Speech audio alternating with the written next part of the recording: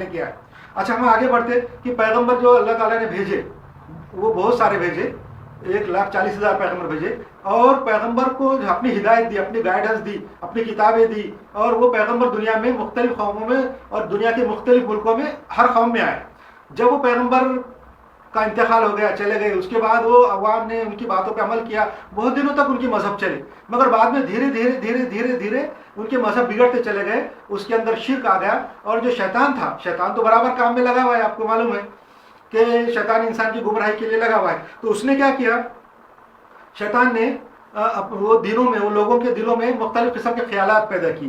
شیطان زبردستی انسان سے کچھ کام نہیں کرا سکتا. اللہ تعالیٰ نے قرآن شریف میں فرمایا ہے کہ شیطان کو کوئی طاقت نہیں ہے کہ انسان سے کوئی زبردستی کام کرائے, وہ خالی انسان کے خیالات میں کچھ تبدیلی لا سکتا ہے, کچھ کر سکتا ہے.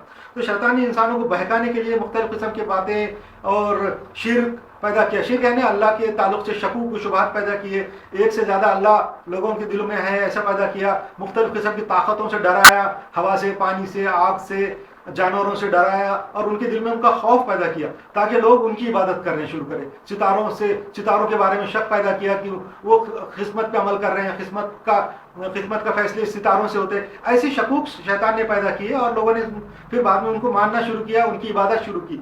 درختوں کی, آگ کی, سورج کی, طاقتوں کی, جانوروں کی, ستاروں کی, وہ پہاڑوں کی عبادت شروع کی, ڈر کے مارے, خوف کی وجہ سے. یہ شیطان نے دی انسان. تو ایسے اس لیے مذہب بن گئے, بہت سارے مذہب تیار ہوئے, اور ہر بار جب مذہب بنے, پچھلے نبی کی, پہلے کے جو پیغمبر تھے, ان کی ہدایت اگر مٹ گئی تو اللہ نے دوسرا پیغمبر بھیجا. جب بھی ہدایت مٹ جاتی تھی, اللہ دوسرا پیغمبر بھیج کے اس کو اپڈیٹ کر دیتا تھا. ایسا کرتے کرتے کرتے کرتے زمانے میں ہزاروں سال تک پیغمبر بھیجے. اس کے بعد اللہ تعالیٰ نے ڈیسائیڈ کیا کہ اب ایسی ہدایت بھیجوں گا, میں ایسی گائیڈنس بھیجوں گا جو کرپٹ نہیں ہوں گی, جو مٹیں گی نہیں, یا جو بھولیں گے نہیں لوگ, جس کے اندر کوئی تبدیلی نہیں ہوں گی. ویسے پیغمبر کو بھیجا, اور اپنے آخری پیغمبر بنا کے بھیجا, حضرت محمد مصطفیٰ صلی اللہ علیہ وسلم کو. ان کو بنایا اپنا آخری پیغمبر, لاسٹ پروفٹ, اور ان کو ایسی ہدایت دی, ایسی گائیڈنس دی کہ جو کبھی خراب نہیں ہوں گی, کبھی کرپٹ نہیں ہوں گی, اور قیامت کے دن تک رہیں گی. قیامت کے دن یعنی دنیا کے آخری دن تک رہیں گی ان کی ہدایت, گائیڈنس.